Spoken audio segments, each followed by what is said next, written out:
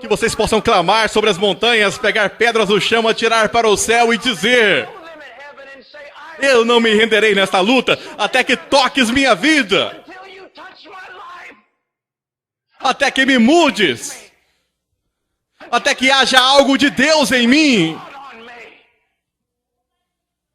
Tão cansado de palavras, apesar de que palavras são preciosas, mas sem o Espírito de Deus.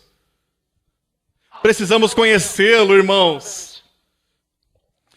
Eu tenho brincado algumas vezes dizendo que tem uma testemunha de Jeová que bate à minha porta e eles dizem: somos testemunhas de Jeová. Eu abro a porta e digo: vamos lá, entre, eu também sou. Desde que falem por 10 minutos e digo: você não é uma testemunha de Jeová. Você está mentindo sobre Jeová. Agora, por que eu faço isso? Porque escutei um homem muitos anos atrás que disse: eu não permitirei que uma seita roube meu nome de mim. Minha herança de mim. Agora, eu também não permitirei que pregadores de TV e evangelistas, muitos deles hereges, e movimentos roubem o Espírito Santo de mim. Eu não terei medo dele. Eu não negarei minha herança ou meu manto como homem de Deus. Porque outras pessoas falam falsamente sobre o Espírito de Deus e seu poder sobre suas vidas. Não irei. Eu tenho um livro aqui. E dentro deste livro existe o livro de Atos. E eu vejo neste livro obras poderosas de Deus. Não são atos dos homens, mas atos de Deus através dos homens. E eu vejo coisas que aparentemente Cristo viu que seus homens precisavam. Você percebe que eles viram ele ressurreto e mesmo assim alguns ainda duvidavam. Eles continuavam com medo, mas somente até o poderoso vento do Espírito de Deus soprar através deles. Ser derramado neles. Há tanta briga hoje sobre o texto que perdemos inteiramente o propósito do texto. Sim, nós devemos olhar para ele corretamente para defendermos a nós e o nosso rebanho daqueles que o interpretam erradamente. Mas ao mesmo tempo não erre o alvo. Eles precisavam de poder das alturas. Eles tinham visto ele morrer. Eles tinham visto ele ressurreto. Mas somente quando o Espírito de Deus foi derramado, jubiloso, na forma do Novo Testamento, uma nova aliança, que eles foram capazes de se levantar e suportar, testemunhar esta palavra e Cristo.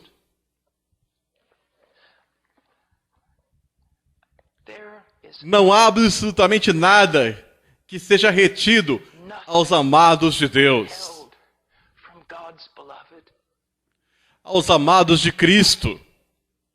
Não há nenhuma bênção espiritual que seja retida de você.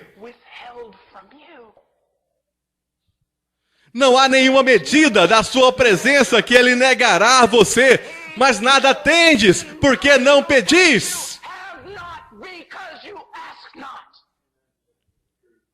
Oh, amados, que banquete, que cornucópia, que mar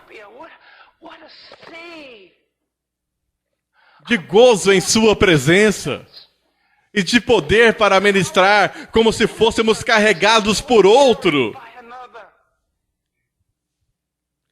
E seja muito, muito cuidadoso. Embora eu acredite que estou dizendo algo que você precisa, alguns de vocês estão tão aborrecidos que vão sair dizendo, quando deixar esse prédio: bem, ele nem mesmo abriu a Bíblia até os primeiros 15 minutos. Você não consegue ouvir que Deus está falando? Coisas bíblicas estão sendo ditas a você neste momento. Eu não sou um grande teólogo sistemático, eu conheço as minhas limitações. Eu não sou um intelectual, eu não participo de seminários e aprecio tanto os homens que o fazem. Se não fosse por eles, eu não sei qual direção a minha vida teria tomado. Preciso tanto de homens brilhantes. Eu não sou um deles, mas uma coisa eu posso lhe dizer, é que em toda a minha vida eu tenho necessitado, eu tenho sido fraco, tenho sido lento, tenho tido medo, mas isso me faz correr para Ele. E ao correr para Ele, há tanta glória, há tanto poder, há tanta vida. Você entende? Não é apenas que eles precisem pensar corretamente, para o homem ao menos ser capaz de alcançar com sua mente. Precisa pensar como Ezequiel, poderão reviver estes ossos secos. Você entende? Nós precisamos ser sábios, precisamos ser profetas. Não devemos ser empresários e administradores. Nós temos que ter o poder do Deus vivo sobre nós. E quando proclamamos a palavra, estamos proclamando palavras para homens mortos. E precisa ser o Espírito do Deus vivo que vem e os levanta dos mortos. Então, quando eles são levantados dos mortos, eles ainda não são maduros. Precisam de Cristo, seja formado neles. Eles precisam alcançar a plena estatura de Cristo. E isso requer conhecimento. Novamente, nosso povo padece por falta de conhecimento. Oh, meu querido Deus, levante suas calças e mostre nos seus joelhos. Paulo não era um intercessor. Ele não era? Oh, meu irmão, me escute. Não há nada impossível em oração. Não há nada impossível.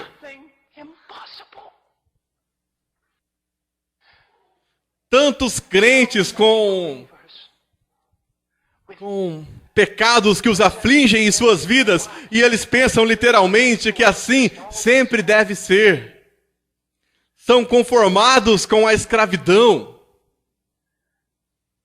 Ao invés de se colocarem de joelhos e clamarem a Deus até que sejam libertados desse pecado.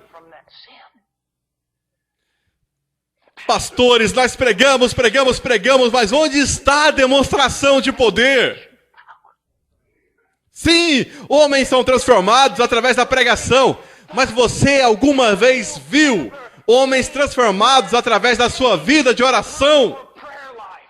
Você alguma vez já silenciosamente escolheu alguns homens nos quais você iria focar sua vida de oração?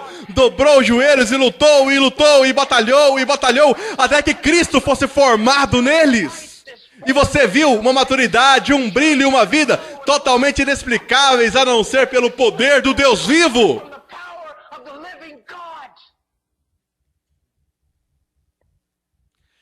A maioria dos ministros de hoje venderam seus ministérios para a Quinta Avenida e para o marketing. E para igrejas sensíveis à cultura de modelo de negócios. Isso é totalmente patético, mas não venda o seu ministério pelo simples conhecimento. Você é um homem de Deus. Isso pressupõe que você viva com Ele em oração íntima. Oração íntima. Oração íntima.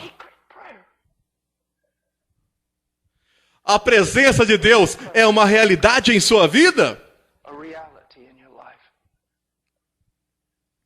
Até mesmo essa pergunta deixa alguns de vocês trêmulos e com medo. Ele vai nos pressionar. Ele não é realmente um dos nossos. Ele é um pouco bem dado demais à experiência. Novamente, volte a ler esses livros antigos de vocês. Encontre esses homens. Oh, irmãos, nós somos mais do que administradores. Nós somos mais que meros estudiosos. Nós somos homens que habitam na presença do Altíssimo. Toda luta na sua vida, todo quebrantamento no seu corpo tem um propósito. é colocar você de joelhos. you to your knees. Todo conflito, toda batalha. Hoje não há uma batalha sendo travada nesse púlpito. Fought in this pulpit. Ela foi travada esta manhã, às 5 horas da manhã. 5 o'clock. Não é travada aqui. Fought here. É travada em oração. Fought in prayer. É vencida em oração. Prayer. Isso é feito em oração. In prayer. Isso é feito em oração. Quero que você veja por um momento, vamos Let's just comigo até go with Lucas me to Luke 18. 18.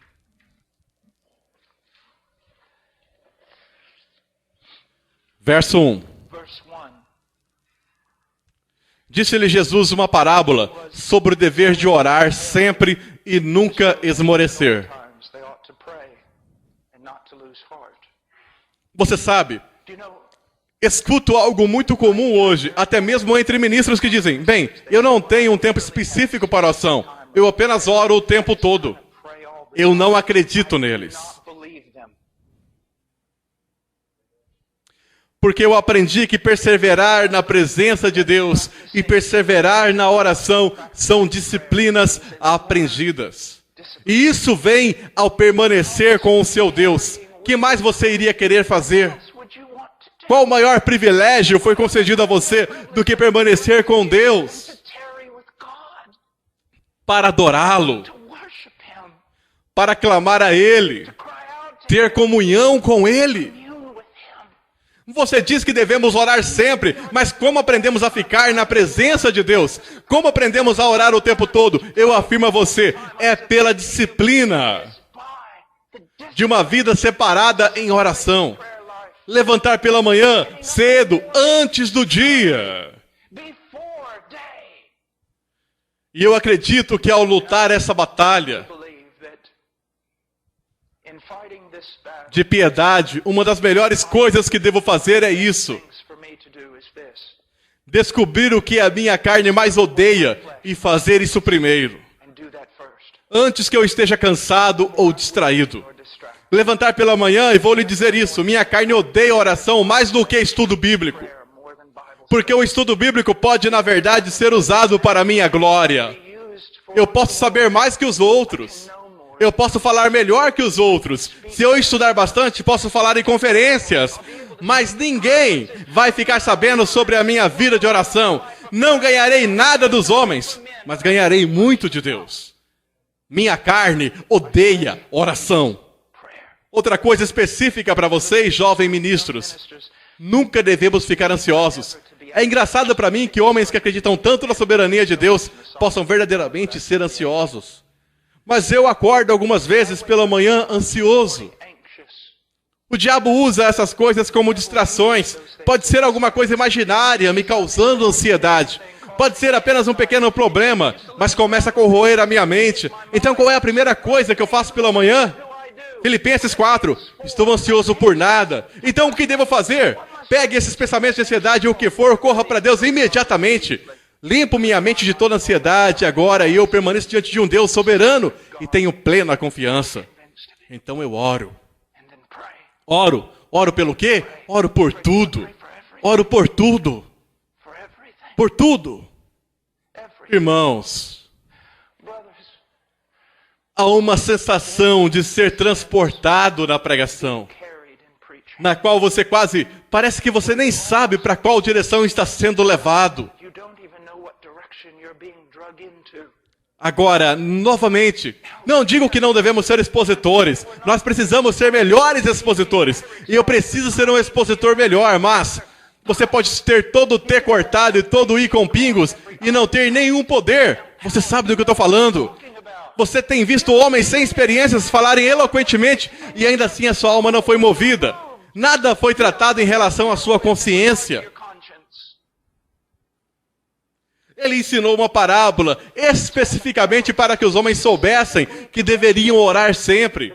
Uma parábola é construída ao redor disso com um propósito, que você ore sempre. You would always Mateus 26:41. Vigiai e orai, para que não entreis em tentação.